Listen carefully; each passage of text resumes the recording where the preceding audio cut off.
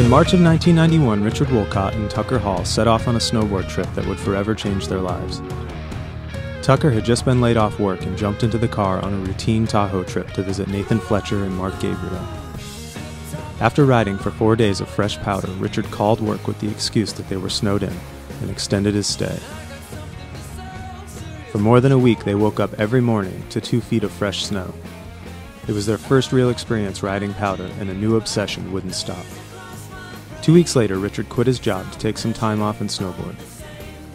He and Tucker had also talked about starting a clothing company during the Tahoe trip, but nothing was really final. Later that spring, the two came up with the idea of starting a riding company based around the 3 sports they enjoyed: surfing, skateboarding, and snowboarding. First the name, then the stone. Volcom was born. Volcom would hinge on a critical philosophy: youth against establishment. This energy was an enlightened state to support young, creative thinking. Volcom was a family of people not willing to accept the suppression of the established ways. This was a time when snowboarding and skateboarding was looked down on. The US was in a recession, there were riots in LA, and the Gulf War was in full force. Change was in the air.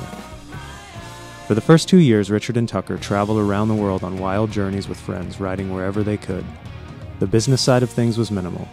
The headquarters were set up in Newport Beach in Richard's bedroom, and all the sales were run out of Tucker's bedroom in Huntington Beach. The two knew nothing about how to make clothes, but that didn't matter. It was all about spirit and creativity.